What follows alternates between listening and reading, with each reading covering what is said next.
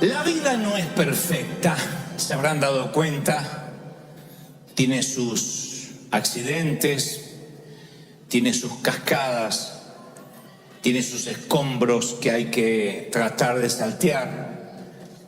Pero la vida tiene significado. La vida significa algo. Ese es el gran juego de la existencia, encontrar el significado. Y la gente que está triste, la gente que está deprimida, no siempre tiene secretos oscuros, sino que tiene una carga abrumadora de no encontrar el significado de la vida. Cuando pierdes el significado de la vida, empiezas a ponerte triste y te puedes mudar, puedes cambiar de empleo, cambiar incluso de cónyuge, pero la nube esa oscura que está sobre ti parece que nunca se muda, como que te siguiera a todas partes, porque la tristeza, la depresión es un estado del corazón, no es una cuestión situacional. Si se arregla esto sería feliz. No, eso es lo que pensamos.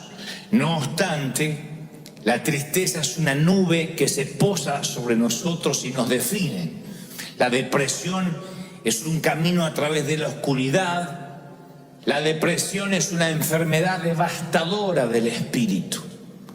A mi humilde criterio es la enfermedad más corrosiva, más profunda para el alma. ¿Cómo evitar dejar llevarme por las emociones? Las emociones siempre llegan primero. Son impulsivas, rápidas, intensas. Pero tu decisión puede llegar después, con calma, con conciencia y con propósito.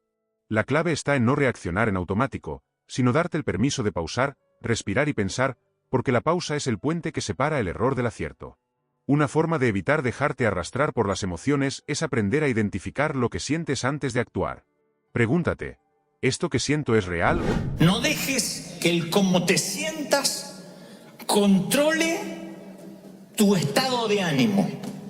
Nunca dejes que la manera que te sientes te controle. Porque cuando pones al volante de tu automóvil tu emoción, la manera en que te sientas, eso va a dirigir tu vida. Yo no puedo permitir que las emociones manejen mi estado de ánimo. ¿Por qué? Porque soy el piloto de un avión. Imagínense que estás en el avión y soy el piloto. Ahí está. Me peleé con la bruja, mi mujer, no sé cómo voy a manejar hoy, Te baja rápido, dice tu abuela, que yo dependo de este. Entonces yo decía que el piloto esté bien, porque te subes a su vuelo y te tiene que llevar a casa, a destino. Entonces tú no puedes permitir que las emociones determinen quién eres. Si tú no sientes la presencia de Dios, ve tu vida cristiana en fe. Ora, ofrenda, sirve, anima, ministra, porque dice la palabra, vivimos por lo que creemos y no por lo que vemos. Segunda de Corintios 5:7. Vivimos por lo que creemos y no por lo que vemos. Entonces yo vivo por lo que creo. A veces siento a Dios, a veces no lo siento. A veces estoy tan seguro de la salvación y a veces digo, si es algo, no importa, yo lo creo. A veces ofrendo sabiendo que viene la cosecha y a veces ofrendo dudando si viene la cosecha. No importa, yo vivo en fe, no permito que mis sentimientos manejen mi estado de ánimo. Me congrego con ganas y sin ganas. Sirvo al Señor con ganas y sirvo sin ganas. Ahora, Job llega al final de la vida y dice, Él sabe dónde yo voy. Y cuando me ponga a prueba saldré tan puro como el oro. No necesitaba saber por qué. Él necesitaba saber de quién se trataba la vida. Que se trataba de Dios, no de Él. Y termina diciendo aquellas palabras. De oídas te había oído, mas ahora mis ojos te ven. Solamente me habían hablado de ti. Miren, un hombre que adoraba a Dios, un hombre que era santo. Reconocer que de Dios había conocido de oídas, pero que ahora lo había conocido. Nunca Dios le respondió. Nosotros sí sabemos por qué pasó lo que pasó. Él nunca supo. Se enteró en los cielos, no antes. Pero el final de la historia le redimió la biografía. Siempre lo que pase al final valida el resto. Siempre. Tú miras una película llena de complicaciones, si el final está bueno, te vas feliz del cine. En cambio hay una historia que parece muy bonita, Romeo y Julieta de Shakespeare, y al final termina en una tragedia. Yo prefiero las otras, las que tienen muchas complicaciones, pero que al final siempre gana. Y nosotros ya hemos leído el guión, el script, el libro, y ganamos. El final va a validar la historia. Lo que te pase al final, vas a salir de la depresión. En los momentos más difíciles yo quiero que recuerdes, yo conozco esta historia, ya la viví. Y aunque me toque llorar, bienaventurado aquel que pase por el valle de lágrimas y lo transforme en fuente, lo transforme en alegría, porque el Señor enjugará toda lágrima, las va a secar. Él las va a enjugar, Él las va a secar. ¿Lo crees de verdad? ¿Lo crees? Sí, ¿verdad? Es el final de la historia. El final siempre es bueno. Tú me dices, ¿qué elegirías? ¿Una vida feliz y un mal final? 40 años de felicidad, 50. Y un final desastroso, solo, triste. O al revés, una vida compleja y un final maravilloso. Entonces, ¿para qué quiere un final si no puede disfrutar la vida? Yo elijo el final. Las películas me encantan así. No importa cuánto Rocky Balboa caiga en la lona, yo siempre sé que si es una película de Rocky, él ganará el último round. Y eso es lo que valida el resto de la historia. ¿Por qué Dios permite mi sufrimiento? A veces el sufrimiento se siente como un silencio injusto, como si Dios hubiera cerrado la puerta y apagado la luz. Pero no es ausencia, es proceso. Dios no permite tu dolor para destruirte, sino para despertarte, formarte y fortalecerte en áreas donde no lo harías sin presión. Lo que hoy ves como una herida, mañana podrás verlo como un punto de quiebre.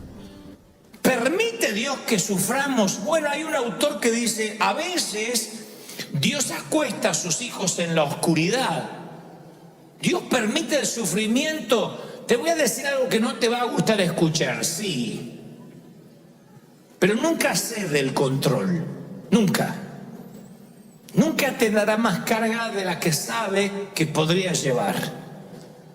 Pero la Biblia me muestra que Dios sí a veces permite el sufrimiento para enseñarte lo que le enseñó a Job, que Dios sigue estando a cargo aunque no veas una luz al final. Lo que pasa es que cuando uno pasa por el valle cree que está en el infierno, no, está en medio de picos elevados. Dijo alguien alguna vez que según lo alto de una ola será lo profundo de la depresión luego. Se llaman bajones, lo viven los artistas, lo viven aquellos que están ante un gentío, un público y después tienen que quedarse con su propia soledad. Y también lo viven los hombres de Dios, que a veces están en el pico más alto como Elías y después están deprimidos. Pero lo contrario también es real, que cuando uno va por valles, por sombras, el Señor me dice que te diga, no te preocupes, no vas a terminar ahí. Yo voy a elevarte a zonas elevadas, vas a ir a picos altos, te voy a bendecir, te voy a prosperar, te voy a levantar. ¿De verdad lo crees, sí o no? Muy bien. Ya más o menos vimos cuáles pueden ser las situaciones. Causas situacionales, físicas, ataque del diablo, permisos de Dios. Y entonces, ¿cuál es la terapia? ¿Cómo salimos de la depresión? ¿Quieren saber cómo salir de la depresión rápido, así, instantáneamente? Bueno, no hay manera instantánea de salir rápido, hay unos cuantos pasos. Hay algunos principios que son bíblicos. El primero, revela tu tristeza. Sé honesto, sé honesta. Job es un modelo de transparencia. Dijo Job: yo no puedo evitar hablar, le decía a sus amigos cuando estaba triste, ¿no? Debo expresar mi angustia, mi alma tiene que quejarse. Hay un momento que uno se cansa de ponerle buena cara a todo. Y está bien que a veces diga: sí, yo estoy triste y necesito que ores por mí. Este es un hospital del alma, no tienes que fingir. Puedes decir: estoy mal, me siento triste, ora por mí. La tristeza es parte de una de las 28 temporadas de Salomón. Así que está bien decir: estoy triste. Revela tu tristeza. Hay gente que dice: no, a mí me va todo por dentro. Te tragas eso y cuando esa amargura que no sale se queda dentro. ¿Y qué hace? Una implosión. ¿Y saben lo que es una implosión? Es un edificio que se viene abajo hasta las bases.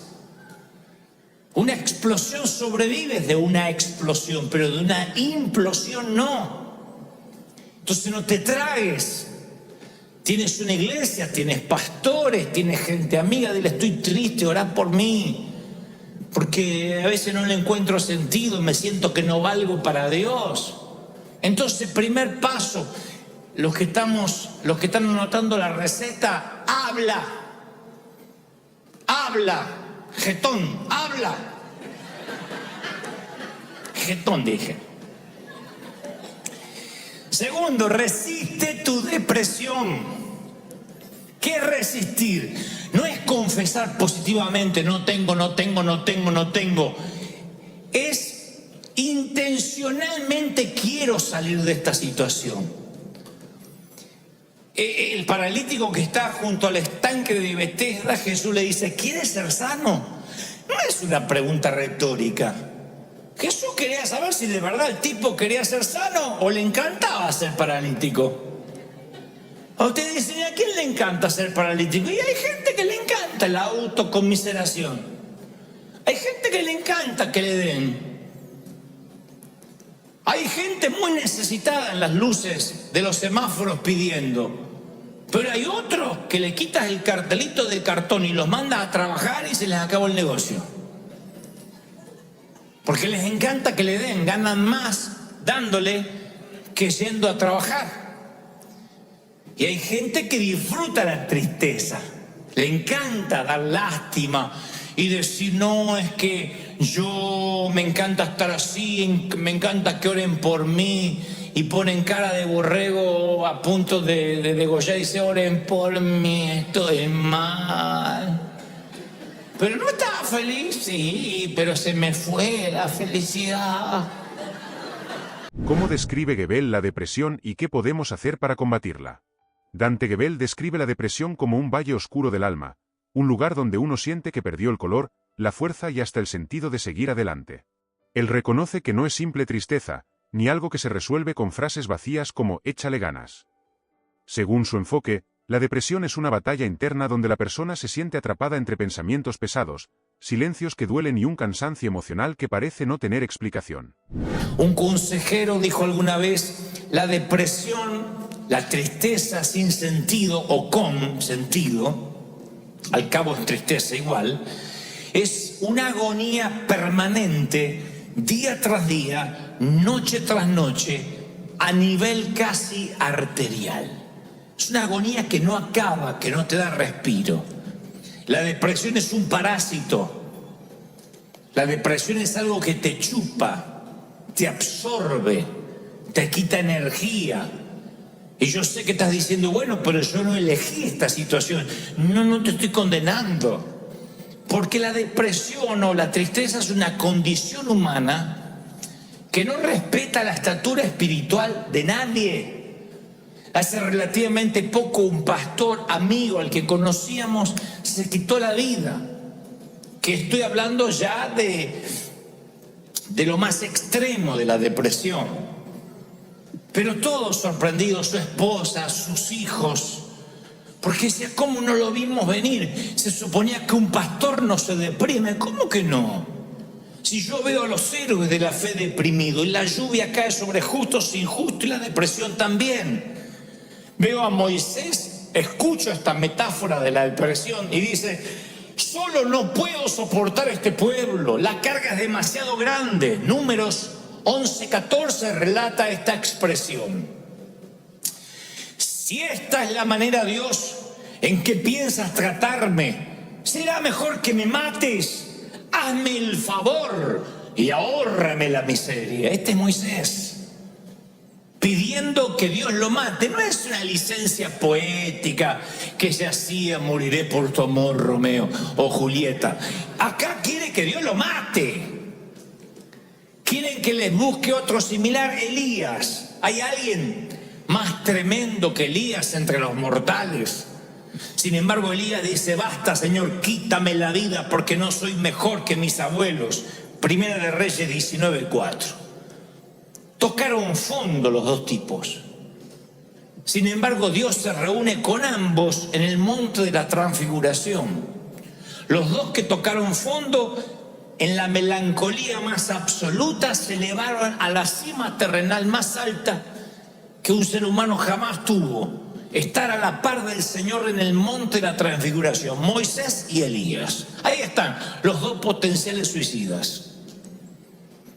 Ninguno de ellos se quitó la vida, claro, pero tuvieron ganas de que el Señor los matara, y ahí estaban validando Dios, que eran hombres de Dios, a pesar de la tristeza que atravesaron. Pero no es Moisés ni Elías el mayor ejemplo, sino Job. El libro de Job es toda una calamidad. Si lo leemos desde el primer capítulo, ninguna historia es más conmovedora que lo que se relata en Job. Desde el capítulo 1 y 2 ya nos enteramos que todo lo que poseía fue destruido y se quedó sin familia. Lo único que le quedó al principio es la esposa. Amorosa la chica. Un amor. Le dice: maldice a tu Dios y muérete. Lo instó al suicidio al viejo. Maldice a tu Dios y muérete, le dijo la mujer. Miren qué linda compañera de viaje, ¿eh? ¿Cómo tener esperanza en medio de la tristeza y depresión? Cuando estás hundido en tristeza y depresión, la mente te grita que ya nada vale la pena. Pero esa es la mentira más peligrosa de todas. La esperanza no desaparece, solo se esconde detrás del dolor que hoy te está ahogando. Y aunque sientas que tu vida se rompió en 1000 pedazos, ese quiebre puede ser precisamente el lugar donde Dios empieza a reconstruirte desde cero. Pero vamos a las causas, porque alguno está pensando: pero yo tengo depresión o no. Bueno, vamos a las causas. Hay causas que son situacionales. O sea, esto es sencillo. Hay un vínculo muy fuerte entre lo que nos pasa y lo que sentimos. O sea, si te está yendo mal, vas a pasar momentos de tristeza y se te respeta. Si ves que el saldo del banco es muy inferior a las cuentas que tienes sobre la mesa, no vas a celebrar. No voy a pretender: sonríe, sonríe, ¡ja, ja! Te llevan preso, aleluya. Ve con gozo a Collection. No pasa eso. Uno se entristece, ¿no? Uno choca el auto. ¿Quién choca el auto y dice: ¡ja, ja, bendecido! ¿Quién? A menos que esté entiquelado, te entristeces. Y dice: no, aunque lo pague el seguro. Te entristeces. Ahora, esa tristeza puede ser crónica, puede ser momentánea, o puede ser el detonante de una tristeza que después no se va. Esas son situaciones, causas situacionales. Una situación pudo haberte metido en un valle de sombra. Tú dices: sí, la verdad que sí. Ahora que lo pienso, fue aquella situación, aquella muerte, aquella noticia. A veces lo que te pone triste son causas físicas, lo que te deprime. Vieron que yo siempre hablo de lo que es somatizar, La somatización es que cuando tu alma se duele, el físico lo refleja. Lo dicen los médicos. Dicen, este cáncer es porque sus defensas bajaron. Las defensas, cuando bajan, el sistema inmune es atacado por cualquier otra enfermedad. No tienes defensas naturales. Entonces dicen, somatizó, se enfermó. Pero exactamente al revés es igual. Cuando, por ejemplo, estás luchando con una enfermedad por mucho tiempo, dependes de insulina, dependes de medicamento, de diálisis, eso empieza a deprimirte. Hay gente que está triste porque está fatigado de estar enfermo.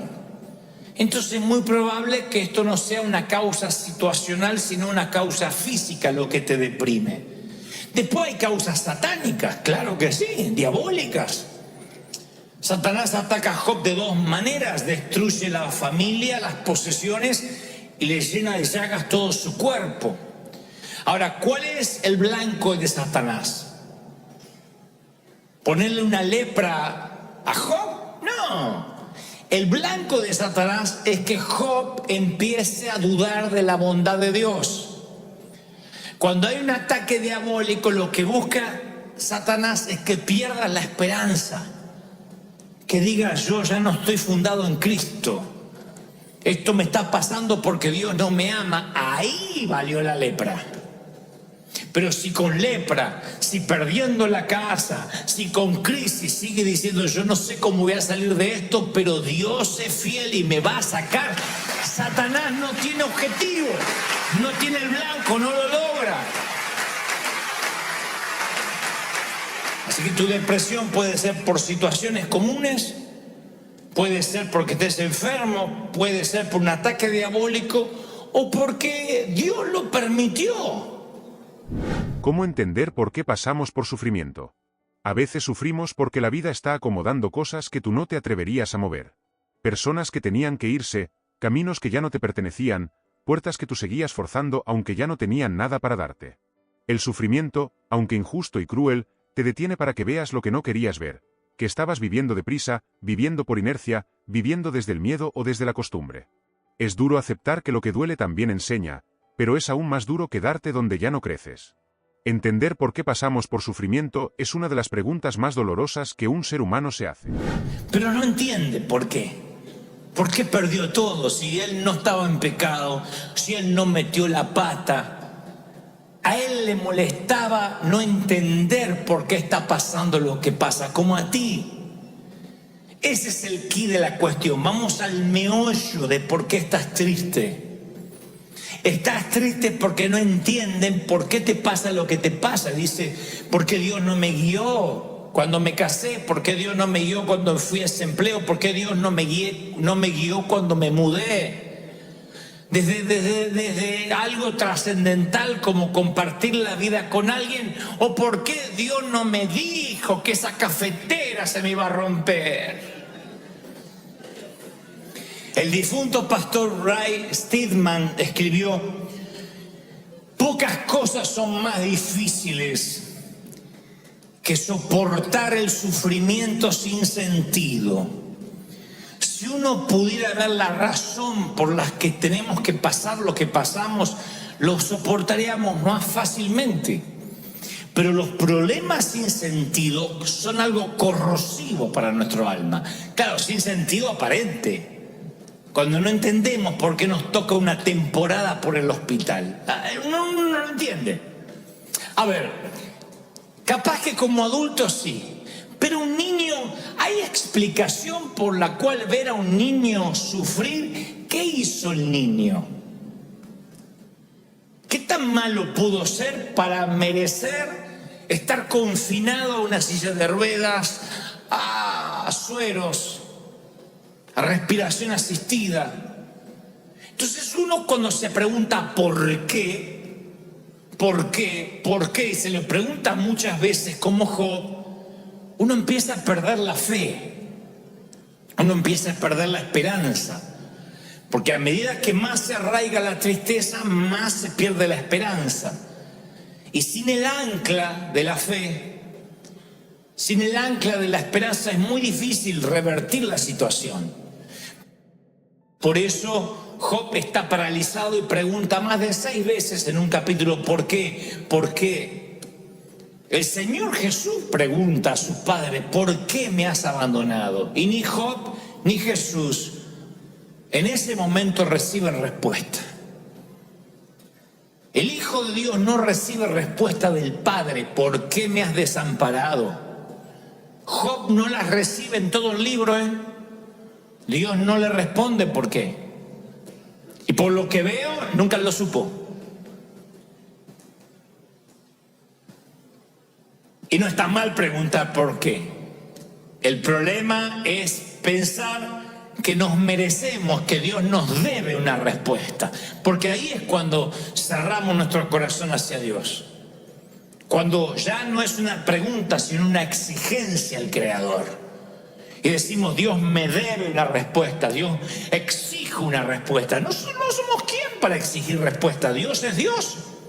Dios sabe que no va a permitir más carga en ti que la que puedes soportar. Él no te va a dar más carga de la que tú puedas resistir. ¿Están conmigo, sí o no? Muy bien. Cada lágrima que derramas, cada noche en vela y cada momento de tristeza no es el fin de tu historia. Es la preparación para un capítulo extraordinario que aún no has visto. La depresión, el sufrimiento y la tristeza no te definen. Tu decisión de levantarte y seguir luchando sí lo hace. No ignores tu dolor, no lo minimices y no lo escondas. La depresión puede sentirse como un túnel sin salida, pero incluso en el lugar más oscuro, hay una luz que te espera si te atreves a buscarla. La esperanza no es una ilusión. Es la fuerza que mueve montañas, la que te hace resistir cuando todo parece perdido, la que convierte tus heridas en testimonios de victoria. Cada paso que das hacia adelante, aunque pequeño, es un golpe a la tristeza y un recordatorio de que todavía hay futuro, todavía hay milagros, todavía hay razones para creer. Y a lo mejor no te fue bien en el amor, pero al final encuentras a esa persona. Capaz que no te puede dar hijos porque ya estás en tus...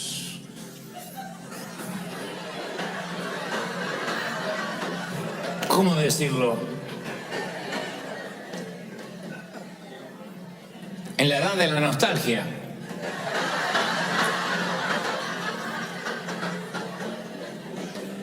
Pero valdrá la pena. Lo valdrá.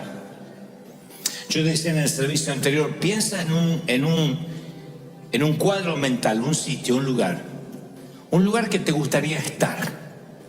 Puede ser bonito, puede ser un lugar de tu infancia, puede ser un sitio en Europa, puede ser junto al Mediterráneo, en el Pacífico, al Atlántico, si te gusta el mar, en una cabaña en el hotel, la cima, en el valle, en una casita, en una renta, donde sea, pero un lugar. Piensa en un lugar. Ahora ponle un clima. Si te gusta el verano, el invierno, la primavera, ponle un clima alrededor. Hay los que dicen: me gustaría el romance de la nieve o la lluvia sobre el tejado, y otros dicen: no, me encanta el verano, los pájaros trinando. No sé, imagina un sitio y luego le pones un clima. Ahora que tienes el sitio y el clima, coloca caras allí, personas o una, y estate allí con esa persona, a lo mejor con tus hijos. Y una vez que tengas las personas, porque el hogar nunca es un sitio geográfico, es quién. Una vez que tengas a quienes, tengas el clima y el sitio, grábatelo, escríbelo en las tablas de tu corazón, átala a tu cuello, porque ese será tu final. Ese es tu destino, ese será tu puerto deseado. Vas a llegar ahí. Y cuando te sientas en estados depresivos, piensa en ese sitio, y que tarde o temprano Dios te lo va a dar, si no aquí en el cielo. Pero Dios te va a dar ese sitio de paz, de tranquilidad. David decía: me trasladaría como las aves a lo más alto de los riscos. No buscaba un lugar pedregoso, seco y árido, sino un sitio que para él representaba paz. Busca un sitio que represente paz. y déjate llevar, tranquilo. Confía en el Señor, confía en que las cosas van a salir bien, que vas a llegar a destino. Terminaré con una historia real. Hace muchos años estábamos en Australia y yo no sé nadar y me metí en el mar simplemente para tratar de flotar un poco. Cuando vi que flotaba, cerré los ojos y dije, no hay nada mejor que tostarse al sol nadando en el océano de Australia. Cuando abrí los ojos, hasta los canguros me quedaban lejos. Estaba metros de distancia de la orilla. Y dije, ¡wow! Y me enderecé y no hacía pie. Y supe que me iba a ahogar. Lo supe. Así que hice lo que todas las personas que no saben nadar hacen. Empecé a moverme ampulosamente y me chupaba para abajo la corriente. Lo conté en el primer servicio y pusieron la misma cara que ustedes. Y estoy acá, obviamente que...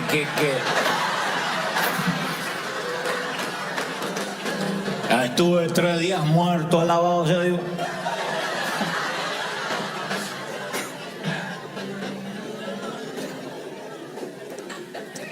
En un momento clamé al Señor, de verdad. Dije, Señor, ayúdame, ayúdame. Y la respuesta fue sencilla, pero básicamente me ayudó para el resto de mi vida. Quieto. Yo sentí el Espíritu Santo diciéndome, quieto, relájate. Y fue lo que hice, no podía hacer nada. Si me iba a ahogar, no iba a ahogarme braceando o haciendo esfuerzo, gastando mi energía. Así que me quedé quieto. Y la marea, poco a poco, me fue llevando de vuelta a la costa hasta que volví a hacer pie. No olvidaré nunca más esa sensación. La marea simplemente me fue llevando, fue maravilloso. Me llevó hacia la arena. En vez de hundirme, la marea me llevó a casa. Todo se trata de confiar y esperar. Cuando estés triste, descansa en el Señor. Confía de que el final de la historia va a estar bien. Descansa y tu espíritu llegará a casa. Porque, damas y caballeros, todas las mareas del mundo conducen a Él. Todos los dolores, todos los hospitales, los panteones, los divorcios, las enfermedades, las infidelidades, las traiciones, el dolor, las metástasis, todo conduce a Dios. Todos los caminos conducen a Dios. Nada más que braceamos y peleamos. Descansa en Él, confía en Él. Estate quieto y yo cuidaré de ti. Si Él cuida de las aves, cuidará también de ti.